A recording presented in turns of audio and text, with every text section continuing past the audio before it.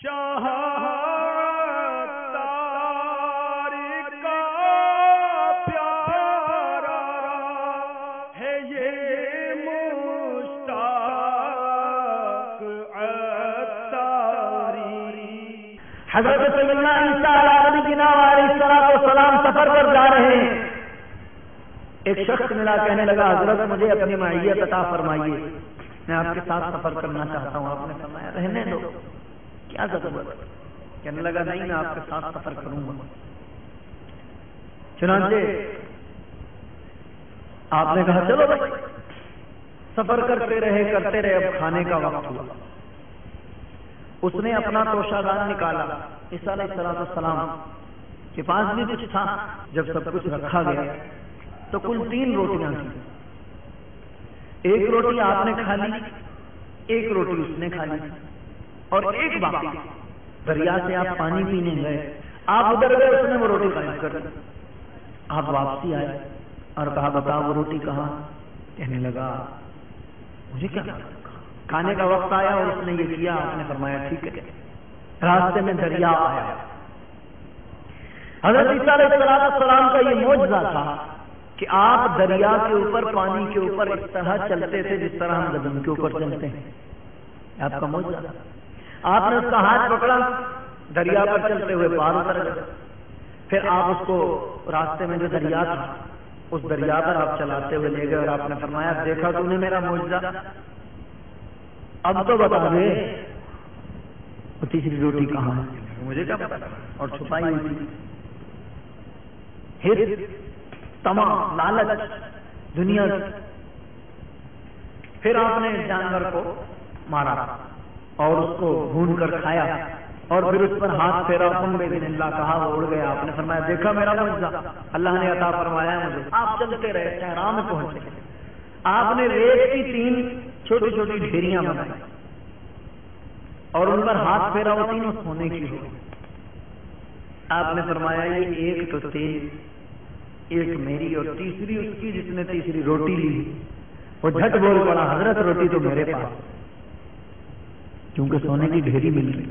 آپ نے فرمایا یہ تینوں ہی تو رکھ، روٹی بھی تیرے پاس، یہ تینوں سونے کی ڈھیریاں بھی تو رکھ، مجھے ہی کچھ نہیں چاہیے۔ میں تو پہلے ہی کہہ رہا تھا میرے ساتھ سفر نہ کرو۔ آپ چل پڑے۔ کافی کچھ عرصے بعد جب آپ وہاں سے گزرے تو آپ نے دیکھا کہ وہ تینوں سونے کی ڈھیریاں بھی موجود ہیں اور اس کے پاس 3 لاشیں پڑی ہوئی، تینوں کے تینوں مر گئے۔ کہ 2 افراد اور آئے تھے، انہوں نے کھانا لینے کے لیے کسی کو بھیجا تھا، اور اب اس کے کس کام آئے؟ وہیں پر مر گئے۔ میرے پیارے اور محترم اسلام، دنیا کی محبت تمام گناہوں کی جڑ ہے، اور ہر چیز وہ دنیا ہے، صوفیاء کرام فرماتے ہیں، جو اللہ کی محبت سے دور کرے، اللہ کی یاد سے دور کرے، نیکی کے راستے سے دور کرے۔ آج ہم اسی سلسلے میں تگ و دو میں لگے ہوئے ہیں کہ بس دنیاوی بینک بیلنس مل جائے، میرا اسٹیٹس ہائی ہو جائے، معاشرے میں مجھے یہ مقام حاصل ہو جائے، وہ مقام حاصل ہو جائے، لیکن دینی طور پر کوئی مقام حاصل کرنے کے لیے کبھی نہیں ہم نے سوچا، کیونکہ ہم دین کی اہمیت ہی ہمارے نزدیک نہ رہے۔ ہم تو دنیاوی جناب والا معاملات کو سب کچھ سمجھتے ہیں۔ تو میرے پیارے اور محترم اسلام بھائیو، جب کوئی شخص دنیاوی معاملات میں اپنے سے زیادہ کو دیکھتا رہے گا تو اس کے دل میں حسد پیدا ہونا شروع ہو جائے گا، اس سلسلے میں اور کوشش کرے گا، زیادہ مال کمانے کی کوشش کرے گا، اور مرے گا تو اس کے ساتھ مال نہیں جائے گا، اور اس کے مال پر اس کے وارث قبضہ جما لیں گے۔ کمایا اس نے، کام ان کے آئے گا۔ اب اگر اس نے حلال طریقے سے بھی کمایا تو بھی اس کو کیا فائدہ دے رہا ہے، اور اگر حرام طریقے سے کمایا تو کھانے والے دنیا میں کھائیں گے، اس کو قبر میں عذاب ملتا رہے گا۔ اور خوش نصیبی اس کے اپوزٹ کیا ہے کہ دینی معاملات میں جو ہم سے بڑے ہیں، ہم سے زیادہ دیندار ہیں، ان پر نظریں لگائیں، ان کو دیکھیں یار یہ کتنا نیک آدمی ہے، یہ نماز پڑھے دیتا ہے، میں جو وہ فجر میں دیر سے اٹھتا ہوں، میری جماعت چلی جاتی ہے، لیکن میرا پڑوسی کتنا اچھا ہے یار، جماعت سے نماز پڑھتا ہے، کاش میں بھی جماعت سے نماز پڑھنے لگا۔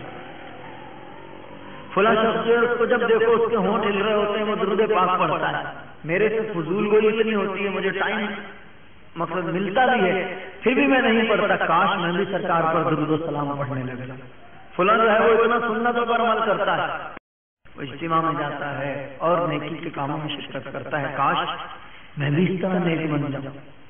تو یوں اگر ہماری سوچ ہوگی، اپنے سے زیادہ دیندار کو نظر میں رکھیں گے تو دینی محبت پیدا ہوگی، دین کی طرف رجحان ہوگا، جو کہ عین خوش نصیبی، اور پھر ہم دین کی طرف آئیں گے، ہمیں علم دین سیکھنے کا شوق ہوگا، ہمارے دل میں اللہ اور اس کے رسول کی محبت پیدا ہوگی، اور نیکیوں سے ہمیں انسیت حاصل ہو جائے گی، گناہوں سے خود بخود نفرت ہونا شروع ہو جائے گی، لیکن کب؟